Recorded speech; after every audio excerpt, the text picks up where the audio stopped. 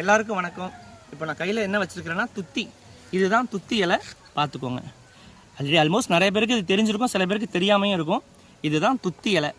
இது வந்து அவ்வளோ மருத்துவ குணம் உள்ளது. பெரும்பாலும் இது வந்து கிராம பகுதிகளில் அதிகமாகவே முளைச்சி கிடக்கும், ரோட்டில் வயல் சைடெல்லாம். இதில் அகத்தியர் முனிவர் எழுதியிருக்காரு குணப்பாடம் அப்படின்ற ஒரு நூலில், துத்தி ரத்த வாந்தி போக்கும் அப்படின்னு. இது இன்னும் நிறைய சொல்லலாம். சரும நோய் நீங்கும், விந்து உற்பத்தியாகும், நிறைய மருத்துவ குணம் இருக்குது.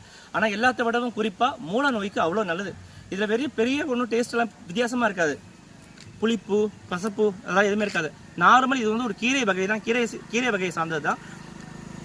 இதில் நிறைய சமைக்கலாம், சூப்பு வச்சு குடிக்கலாம். ஜஸ்ட் இதை கீரை மாதிரி நிறைய அரிஞ்சிட்டு பொரியல் மாதிரி செஞ்சு சாப்பிட்லாம், கூட்டு வச்சு சாப்பிட்லாம். அதே மாதிரி ஆசன வாயில் புண்ணு இருக்கிறவங்க இந்த துத்தி இலையை விளக்கெண்ணெய் போட்டு மண் சட்டியில் நல்லா வதக்கிட்டு லைட்டாக வெதுப்பாக ஆற வச்சு அதை ஒரு வாழை இலையில வச்சு ஆசன வாயில் கோமணம் மாதிரி கட்டிட்டு வந்தாங்கன்னா ஒரு 2-3 நாள்லேயே அந்த புண்ணு கம்ப்ளீட்டாக ஆறிடும். இந்த துத்தியை வாரத்தில் ஒரு நாள் ரெகுலராக எல்லாருமே சாப்பிட்லாம், உடம்புக்கு நல்லது. குடல் புண்ணு சரியாகும்.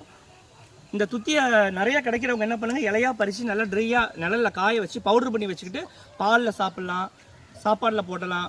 வெறும் சாதத்தில் கொஞ்சம் நெய் போட்டு அந்த பொடி போட்டு பிசைஞ்சு சாப்பிட்லாம். தோல் வியாதிக்கும் ரொம்ப நல்லது. எனக்கு தெரிஞ்சு ரீசெண்டாக எங்கள் ரிலேட்டிவ் சர்க்கிளில் மூலம் இருந்தவங்க இந்த துத்தி நிறைய சாப்பிட்டு சர்ஜரியே பண்ணாமல் குணமாக இருக்குது. ஸோ நீங்களும் இந்த துத்தி உங்கள் ஏரியாவில் எங்கே கிடைக்குதோ பார்த்து ட்ரை பண்ணுங்கள். இப்போ நான் எங்கே இருக்கிறேன்னா, திருவாரூர் கொரடாச்சேரியிலேருந்து கமலாபுரம் போகிற ரோட்டில், இது வெண்ணவாசல்லேருந்து கிட்டத்தட்ட எருக்காட்டூர் வரைக்கும் ரோடு ஃபுல்லாக அவ்வளோ முளைச்சி கிடக்கு. உங்களுக்கு உங்கள் நியர்பை ஏரியாவில் எங்கேயும் துத்தி கிடைக்கலன்னு நீங்கள் தேடிட்டு இருக்கீங்க, அழைச்சிட்டு இருக்கீங்கன்னா, தாராளமாக இந்த வெண்ணவாசல்லேருந்து கமலாபுரம் ரோட்டில் போனீங்க அப்படின்னா கிட்டத்தட்ட ஒரு 6-7 கிலோமீட்டர் ஃபுல்லாக இந்த மாதிரி துத்தி காடு தான் முளைச்சிருக்கும். ஸோ நீங்களும் செஞ்சு சாப்பிடுங்க. உங்களுக்கு தெரியாதவங்களுக்கு இந்த இன்ஃபர்மேஷனை சொல்லுங்கள்.